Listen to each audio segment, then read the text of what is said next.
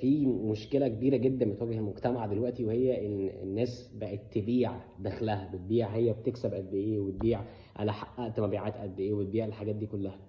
وهي الفكره ان احنا دايما بنقول content is king، المحتوى هو الملك. فالمحتوى بتاعك لو قايم على مبيعاتك فانت فاضي، لو المحتوى بتاعك قايم على دخلك فانت فاضي. فهي الفكرة هنا في ان ولقد فضلنا بعضكم على بعض في الرزق. ربنا كتب للناس ان كتب لناس معينة ان هي تكون عندها رزق كبير، وناس تانية ربنا قدر لها ان يكون ابتلاءها في الفقر، زي ما ناس ربنا قدر لها ان ابتلاءها يكون في الغنى. فلقد فضلنا بعضكم على بعض في الرزق، فما الذين فضلوا برد رزقهم. اكيد انت لما هيجي لك فلوس كويسه وكتيره مش هتقول لا والله مش عايزها. ده الحاجه الاولانيه.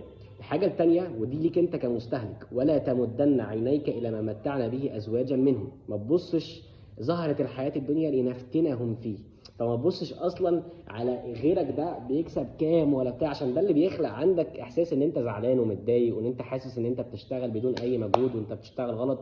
طب ازاي اعمل ايزي ماني؟ فتبدا تتابع الناس اللي هي محتواها كله قايم على ان هو ازاي تكسب $10,000 في الشهر.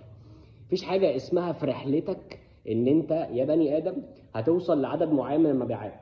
قال انما اوتيته على علم عندي. ده مش من عندك، ده من عند ربنا. فانت ازاي اصلا بتشارك حاجه زي كده؟ انا مش قادر استوعبها. ممكن تقول انا حصل تطور في مبيعاتي من مثلا $1000 ل $10,000 علشان عملت 1 2 3 4. دي حاجه كويسه. ما يبقاش المحتوى بتاعي كله كده، ما يبقاش المحتوى بتاعي انا هدخل $10,000 في الشهر، رحلتي وانا بدخل $300,000 في الشهر، رحلتي وانا بحاول اجيب مليون جنيه في الشهر. ده كله غلط. انت بتوهم نفسك برحله اصلا النتيجه اللي انت توصل لها في الاخر غلط. انت لما تحقق مليون جنيه ايه اللي هيحصل؟ عملت ايه للمجتمع؟ عملت ايه لنفسك؟ عملت ايه لبيتك؟ عملت ايه لاسرتك؟ ما تشاركوش معايا، شاركوا مع اسرتك، شاركوا مع ناسك، شاركوا مع حبايبك. ما تشاركوش مع الاند يوزر، ما تشاركوش معايا انا كمستهلك. عشان انا مثلا كمروان قاعد شغال، مثلا انا كمروان ممكن اكون عارف كل الحاجات اللي انا قلت لكم عليها دي، انا قاعد شغال وبحرق مجهود وبتاع، فالاقي فيديو انا بجيب $20,000 في الشهر، وتعالى انا اعلمك بقى ازاي تجيب $20,000 في الشهر. ناس ما استفادتش اي حاجه، بالعكس انت اذيتهم.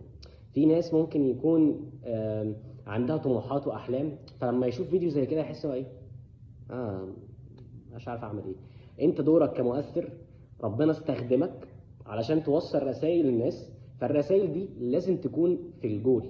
لازم تبقى واخد بالك اللي ورا الكاميرا ده هيفكر معاك ازاي، وانت مجبر على ده بالمناسبه. يعني هي مش بمزاجك، هو انت مجبر ان انت تاخد بالك من مشاعر الناس اللي حواليك. انت مجبر ان انت يبقى ليك رساله فعلا حقيقيه توصلها للناس. انا ضد ان انت محتواك كله يكون قايم على مبيعاتك. انا ضده. انا ضد ان محتواك كله يكون قايم على دخلك. انا ضده. ما تشاركنيش، ده مش نجاح بالنسبه لي. بالنسبه لي ان انت يبقى معاك فلوس ده مش نجاح. قال انما اوتيته على علم عندي. ده مش من عندك يا باشا، ده من عند ربنا. ده انت سعيت وعملت النتائج. حلو، قول لي بقى انت علشان تبقى انسان ناجح، قول لي عشان انت تبقى انسان عندك بيزنسز ناجحه، قول لي عشان انت انسان بتحاول على قد مكالمه. فببساطه ما تشاركنيش فلوسك، شاركني الرحله بتاعتك، شاركني الطريق اللي انت خدته، شاركني انت ازاي بقيت انسان ناجح، مش انسان معاك فلوس. لان دي حاجه ما بتميزكش، دي حاجه ربنا وفقك فيها.